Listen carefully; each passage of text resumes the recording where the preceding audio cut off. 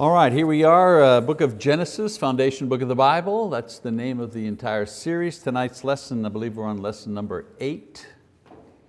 And we're going to look at part of day 3 and 4. Moving along. So let's do a little review, shall we? Just to get back in the swing of things. Day 1, God brings into existence the time, space, matter, elements, the basic elements are created. They are then energized by the power of the Holy Spirit and they take on form and energy. God also sets into motion the dark light cycle, and that's the end of day 1. Day 2, we've talked about this, if you remember this particular graphic here. God separates the earth-based water from the water canopy above. So you've got the water canopy above the earth, you've got the atmosphere, then you have the earth and the water that is in the earth, that is created on day 2. And this system is the basis for the pre-sin environment, which was without extreme temperature, without weather patterns that we have today. We talked about that at length last week. Very interesting, very interesting, the idea of what the environment and the weather was like before sin, very different than it is today. Then day 3, we began last time, God separates the water on earth from the land on earth. So we have the separation, the land appears. So we left off at this point during the 3rd day of creation. Also, the day was one dark light cycle as we know it now. This is what the word day in Hebrew means. The word yom was used, and the word yom refers to an ordinary day, not a dispensation, not an era. It refers to a single 24-hour day. So let's continue day number 3, shall we? And read Genesis chapter 1, verse 11 to 13. Says, then God said, let the earth sprout vegetation, plants yielding seed, and fruit trees on the earth bearing fruit after their kind with seed in them. And it was so. The earth brought forth vegetation, plants yielding seed after their kind, and trees bearing fruit with seed in them after their kind. And God saw that it was good. There was evening and there was morning, a 3rd day. So we see here there's a division of land and water, a division of light and dark, and now God begins to cover the earth with vegetation to complete the work of the 3rd day. A couple of interesting features of this particular act of creation. Genesis mentions the 3 main orders of plant life. Now there may be different divisions given by modern science, but these 3 include all the vegetation that exists. So he says, first of all, there's vegetation or grass. Now there's ground spreading, the type of vegetation that covers close to the ground. And then he mentions plants and herbs, includes bushes and shrubs and flowers and so on and so forth. 2nd division. And then the 3rd are trees and fruit trees, large woody plants, of course including all the types of trees, all types of fruit-bearing trees. So we divide things up perhaps differently today, species and subspecies and so on and so forth, but this is the 3 main types of vegetation that we have and that is described in Genesis. Also, Moses mentions seed and kind, referring to the ability of vegetation to reproduce itself and not some other type of thing.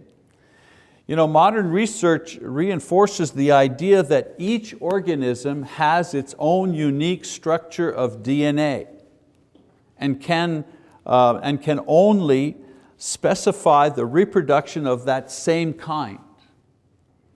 There's a great amount of variation within each kind, but there are no new kinds. Understand what I'm saying?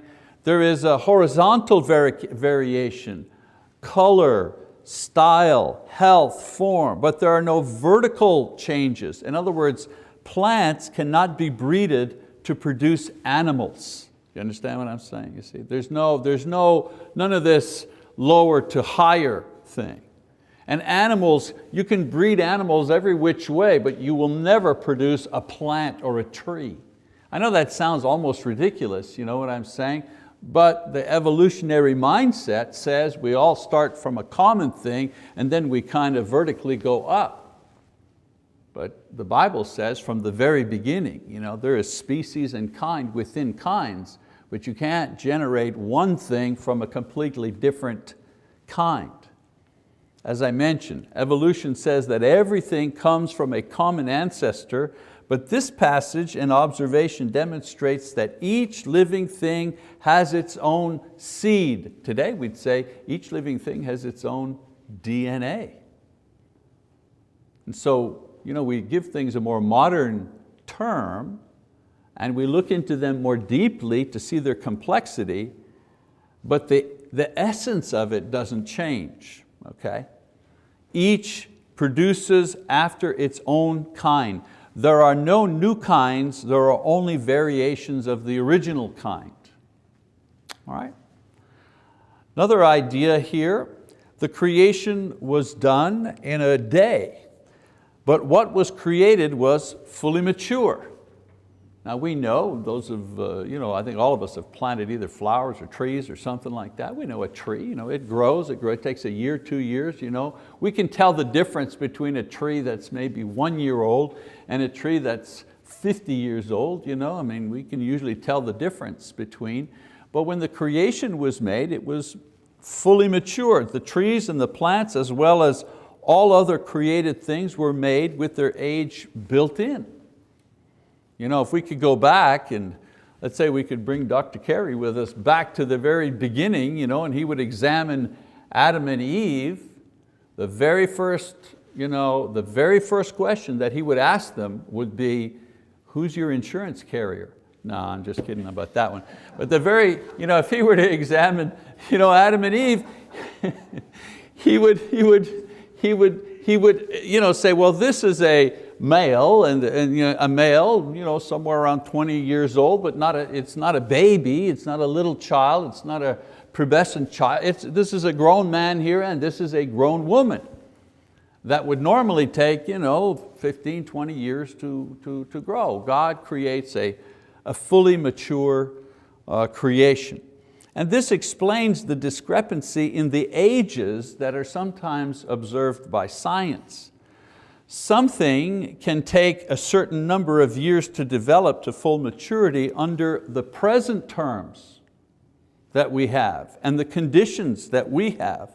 But at the beginning, God called these things into existence fully matured. Various resources in the earth already locked in to the earth at creation. And the reason that God can do that is He's not stuck in time. We're stuck in time. For every living thing, there's a yesterday, a today, and tomorrow. We're in time. God is not in time. He controls time. He can make something with time built in already. As a matter of fact, some people say we cannot even figure out how things have been made, simply because we live within time and the creator of all things lives outside of time. So it's impossible for a creature that lives within time to figure out how some being outside of the time continuum works. Because it's like trying to pour a 5-gallon jug of water into a thimble. It'll hold some water, but you can't get all the water into it. Well, it's just like us. We can understand a part, a section, something that's been revealed, we can understand that, but we just don't have the capacity to take in all of it, to be able to understand everything and how God has created everything. So with the creation of the vegetation and plant world, there's a close of the third day, as we see. Again, the context and the grammar used, a single dart-like cycle of what we know as 24 hours. All right, so let's look at day number 4, shall we? It says, then God said, let there be lights in the expanse of the heavens to separate the day from the night, and let them be for signs and for seasons and for days and years. And let them be for lights in the expanse of the heavens to give light on the earth. And it was so. God made the 2 great lights, the greater light to govern the day, and the lesser light to govern the night. He made the stars also. God placed them in the expanse of the heavens to give light on the earth, and to govern the day and the night, and to separate the light from the darkness. And God saw that it was good. There was evening and there was morning, a 4th day. All right, I want you to notice that on the first day, God said, let there be light. And then on the 4th day, He said, let there be lights, plural. So at first, there is intrinsic light, the electromagnetic spectrum. Then there are the givers of light, or the light generators, the Hebrew word ma'or. So there's a logical order to this, and that's what I really want you to look. There's always a logical order to what God is doing here. And also in answer to the individuals that say, oh, this is just a fable and they're just myth stories and it's just a lot of gobbledygook. Well, it's not a lot of gobbledygook. There is order, there's process here. At first, God produces light energy which sets the dark light cycle into motion. Then He creates the mechanisms that will generate light in order to keep that cycle going. So some people say, and now I'm getting into an area, some people say, well, how do you explain the problem of light rays taking millions of years to reach the earth? And the idea of a young earth, how do you kind of match those two? And the answer that you get when you research that is that God created the light trail, then created the source.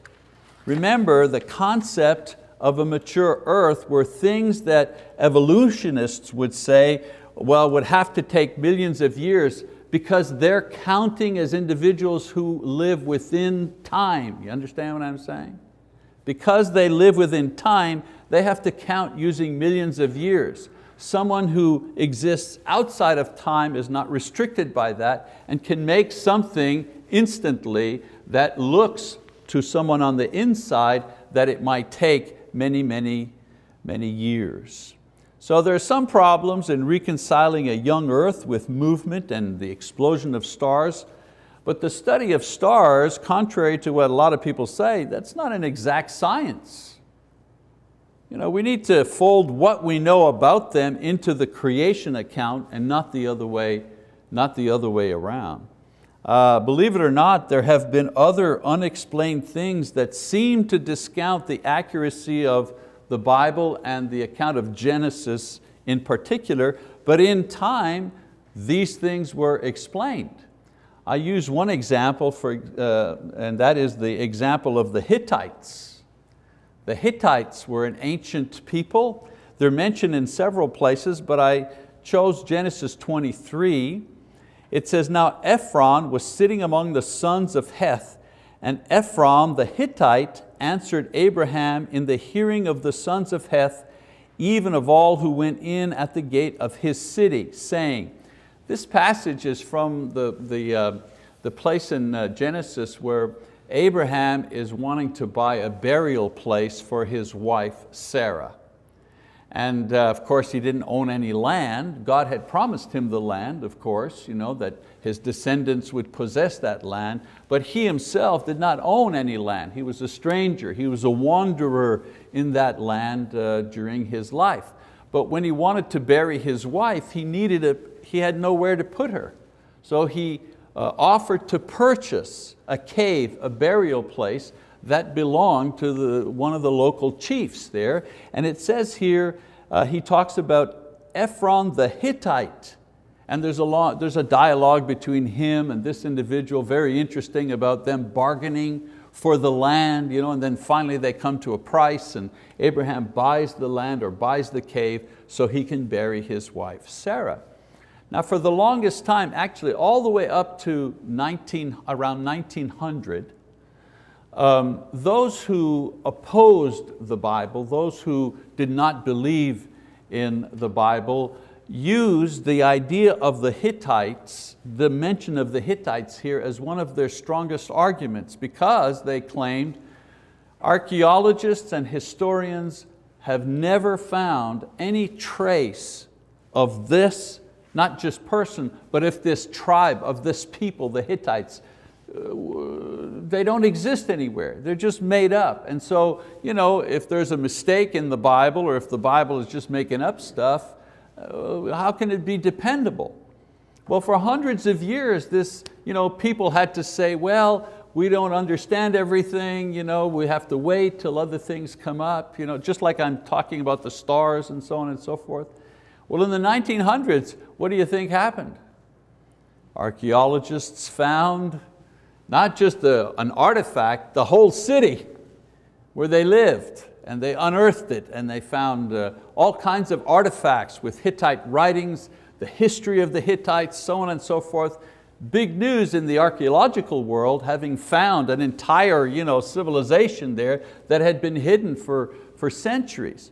But for those of us who believe in the inerrancy of the Bible, who believe in the inspiration of the Bible, it was a tremendous find because it confirmed what the Bible had written, what was contained in the scriptures for all these many years, but could not be proven from archaeology. And finally it was proven by archaeology that these people existed and that the Bible was accurate about this. So I tell that story to say, hey, maybe not all the science questions have been answered, but in time many of them have been answered, and I'm sure that they all will be with time. So getting away from the Hittites, back to what we were talking about, the creation of the lights and so on and so forth. These lights were placed in the expanse of the heavens, meaning in this context, out in space. Not our atmosphere, the lights were out in space. I want you to note some interesting features of this particular part of the creation. Remember, he says he created the light, now he's creating the lights and places them in the expanse, meaning above the atmosphere. First of all, both the sun and the moon were light givers, but not light generators. In other words, the sun generates light and the moon reflects it. The idea is that the earth is the object of God's attention. And these two bodies directly serve God's primary purpose with the earth. They're not some sort of solar fluke. Some people say, well, it just so happens, by happenstance through the evolutionary model that the earth is just exactly the right distance from the sun, not to burn up or not to freeze. It's just an accident. And they're always looking around for the same combination in the solar system, to see if life could support, or if another planet could support human life. I believe that this was put into Genesis, as I say, to confirm the idea that these two bodies were put in specifically for God's purpose. The other thing too is there's no random thing that God does. If a star is in a particular place in the sky, that's where He put it. Everything is under God's power. So the sun and the moon are light givers. Another thing, the Bible attaches much more importance to the sun and the moon than to the other stars mentioned, even though these others are bigger in size and more numerous. I mean, there are millions and millions of stars, and many of them much larger than the moon. The moon, but I meant the sun, much larger than the sun. And it makes people think, well, I guess we're insignificant, but no, not at all. The importance is not based on size. The importance is based on how they fit into God's plan. That's the significance of the moon and the sun. They maintain the light-dark cycle of life on the earth. And so the sun and the moon are greater than the stars, not in size, but in importance concerning God's purpose for mankind. And then another point maybe that we might want to look at, the stars were set in place as they are now. What we see now is what Adam saw when he looked up. Now, there have been fluctuations and stars burning, shooting stars, which are features of the heavens that God created, but essentially what we have now is what God originally put into place. Another point about this, the heavenly bodies serve various purposes. Okay? For example, we have the day-night. They govern the day and the night. The cycle of dark and light are produced by the sun and the moon. The light each projects upon the earth. So there's a purpose for all of them. They're not just random bodies floating around in the sky. They also are there to serve in glorifying God. In Psalm 19 verses 1 and 2 it says, "The heavens are telling of the glory of God, and their expanse is declaring the work of His hands. Day to day pours forth speech, and night to night reveals knowledge." What a marvelous passage. You know, people, I've seen movies and things where people lie back and they look up at the stars and they go, "You ever wonder why the stars are there?" You know, and I don't know, I guess they're just so beautiful. You know, but if you look in the Bible tells you, why did God create these millions of stars? Why did He do it? To honor Himself. To give human beings the opportunity to wonder at how great. If you're ever wondering how great is God, take a look up in the sky and you will see how marvelous God is. The vastness of the number and their size in comparison to us inspire us with awe and praise towards the God who made them. Man, what kind of God do we have that did this simply so that we, for now this is what we know, simply that we could look up and just give Him praise because of the power of His creation. How marvelous is that? To study the stars and see them up close and only measure their size and what they're made of is really kind of missing the point. You ever realize that there are things that have been created that we will never see, that are magnificent in themselves and powerful, we'll never even see them? How many things have they discovered beneath the ocean only because now they have submarines and cameras that can go deep, deep, deep into the ocean.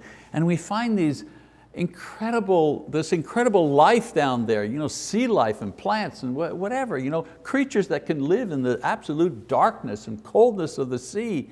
And we look at them, there's a whole life there, not seen or even thought of for the history of man. For the first 10,000 or whatever years, nobody has ever seen this. And yet God has created that and sustained that all of this time. Why? For His glory, so that one day we would discover it and say, what God is this? How great this is. When we sing the songs that our brothers lead here, how great Thou art. Do we realize why we say how great Thou art?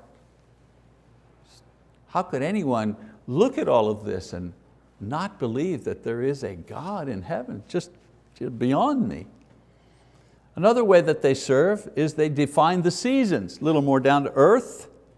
In Psalm 104:19 it says, He made the moon for the seasons, the sun knows the place of its setting. So they serve in ways to define the seasons of the year. Now I'm not sure if this refers to the period after the flood or the gravitational role of the moon on the earth's atmosphere. I don't know what the psalmist is referring her here to, but we do know the seasons, right? We do know the seasons. They also give signs. God has used the stars. We've been talking about the stars and the planets here. God uses these to give signs to men. The sun and the moon stood still as a sign that God fought for Israel against the Amorites. In Joshua chapter 10, verse 12 and 13 says, "Then Joshua spoke to the Lord in the day when the Lord delivered up the Amorites before the sons of Israel, and he said in the sight of Israel, O sun, stand still at Gibeon, and O moon in the valley of Aijalon. So the sun stood still and the moon stopped until the nation avenged themselves of their enemies. Is it not written in the book of Jashar? And the sun stopped in the middle of the sky and did not hasten to go down for about a whole day." And so God uses the stars as a witness to men that He is involved in the affairs of men. Why? Because they can see, the sun doesn't move. The sun doesn't move in the sky for an hour or for a day. Who could do that? Only God could do such a thing. Then of course, the most famous one, a star was used to identify the birth and the birthplace of Jesus. Matthew 1, verse 1 and 2, some pretty familiar passages here. It says, "Now after Jesus was born in Bethlehem of Judea in the days of Herod the king, Magi from the east arrived in Jerusalem saying, 'Where is he who has been born King of the Jews? For we saw his star in the east and have come to worship him.'" So God is using star this time to announce the birth of Jesus Christ. This idea, of course, has been perverted by magicians and others who try to use the position of the stars to determine the future or the character of people. What's your horoscope? Well, what is sad in our society is that more people in our society know what their horoscope is, but they couldn't quote to you one single verse out of the Bible. That's the sad part. So God is allowed to use His creation in different ways to reveal things about Himself, like using stars, if you wish. But man cannot find out things about the future by manipulating God or His creation. That's the essential definition of magic. The essential definition of magic is using something within the creation to try to figure out what's going on in the spiritual world or to try to figure out what's going to happen in the future. So studying the stars or reading palms or tea leaves or numbers or whatever. In the ancient days they read the organs of animals, livers and hearts and things like that. To use anything in the creation, any object, to use it in such a way as to figure out what God is doing, that's magic. Or to try to influence the spirits in the spirit world so that they'll work on your side. What do you think superstitious baseball and football and athletes do? They got their lucky puck, their lucky stick, their lucky rabbit's foot. What is that? It's just a form of magic. It's just saying, with this object, if I keep this object close to me, then the spirits will favor me. That's pretty much what magic is. But God calls this an abomination. Why? Because we're depending on physical things to manipulate a spirit. Well, no. God can use it, but we can't. Once again, God sees what He has made, getting back to Genesis here, and He sees no evil thing. Everything is good, everything is in order, everything is pleasing in His sight, everything has been made in a single light-dark cycle, 24 hours. So let's have a summary of the 4 days now, see what they look like before we close it out. First, there's the time, space, matter, light, dark cycle. That's what's made first. Then water on the earth, atmosphere around the earth, water above the atmosphere. the vapor canopy that protected the earth and maintained it like a greenhouse, if you wish. Next, day 3, water and land are separated, and then vegetation is created. Makes sense, doesn't it? You wouldn't want to make the vegetation before the land and the water are separated. Day 4, the sun, the moon, and the stars, in this order. The sun, the moon, and the stars. Why? Because the sun and the moon will have a much larger impact, will be used by God in the daily life of men, and the stars less so. I think the stars are used more in a kind of a theological way by God to witness to Himself and so on and so forth. All right, next week we're going to move on to animals. We're going to talk about animals. We get through this creation part, move on to the story of Adam and Eve. All right, thanks for your attention. Very good.